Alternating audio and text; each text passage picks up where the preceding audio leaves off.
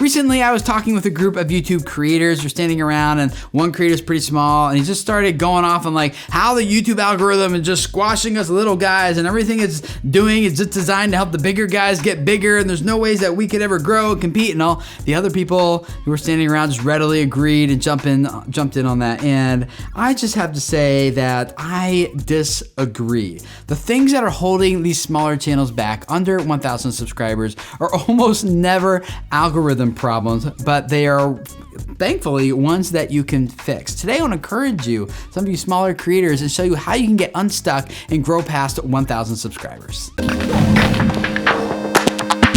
Hey guys, my name is Tim Schmoyer and welcome to Video Creators. This channel is all about helping you guys grow your YouTube audience so you can reach more people, grow your subscriber base, and ultimately spread a message that reaches people and changes their lives. And it's really hard to reach people, at least it feels that way on YouTube, right? I want to give you guys some really practical steps you should be taking here. But first of all, let's talk about that good old YouTube algorithm. Is it really holding smaller creators back, and is it really designed just for the big creators? Now, for some context here, I started this channel, Video Creators, in 2013, and within the first year, I grew it to about 10,000 YouTube subscribers, and here we are about 4 years later, and it now has over 300,000 subscribers and millions and millions of views. And this is in a relatively small niche on YouTube. Like, we're not talking gaming, vlogging, beauty, you know, something big like that. Like, the maximum this channel might ever become in terms of subscribership, if I got every single active YouTube creator to subscribe, is maybe like around like 1 million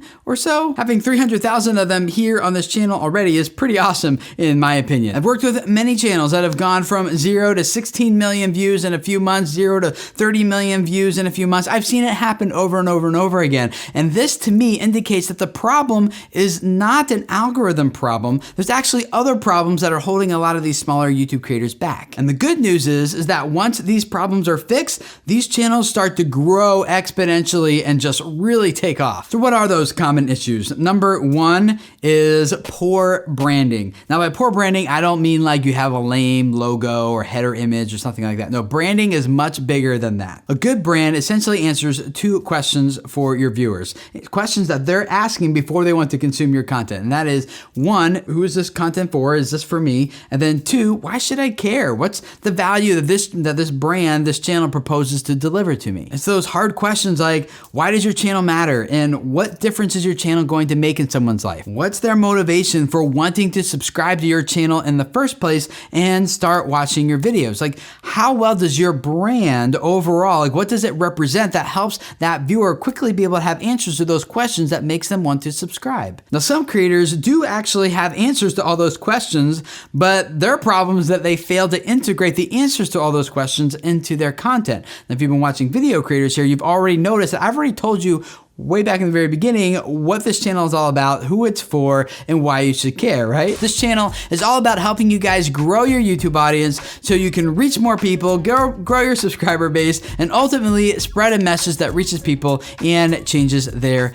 lives. I'm not saying like you need to make a pitch like that in the beginning of every video like I do, but if it works, go for it. At the end of the day, a good brand ideally makes someone feel something, and the best ones actually dig into a belief.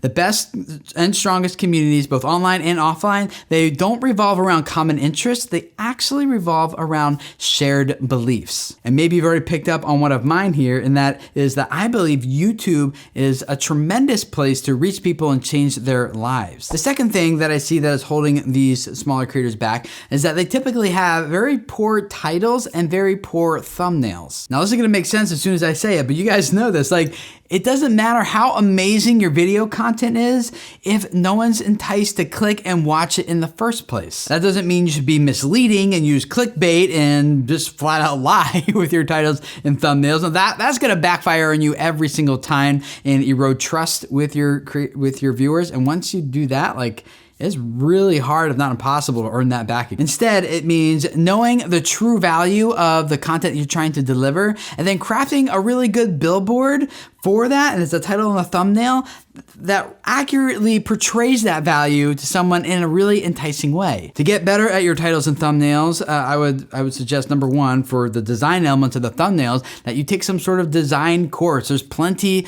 of online design courses you can take. I take the ones at lynda.com, not sponsored. I just, found those to be really valuable. They're design basic elements that about design, layout, page layout, all that kind of stuff has been really helpful for me. And then regarding crafting good headlines, I recommend looking at the blogging world, magazine world, newspaper world. Like, those people don't even have often a thumbnail to put with their headline. They're just writing something that they hope, a headline that they hope someone clicks. A few simple Google searches on how to write enticing headlines and how to write good titles, things like that, will go really far in helping you understand the psychology behind titles and how to associate that with an image that will get people to click and watch your videos. The third thing that is holding creators back from 1,000 YouTube subscribers is that they just need to craft better videos. Now, by better videos, I don't mean just in terms of video production value, although often that is very important, but I actually mean, in this case, I mean better content value. Unfortunately, most creators assume that their content is awesome because they poured hours and hours and hours and hours into this,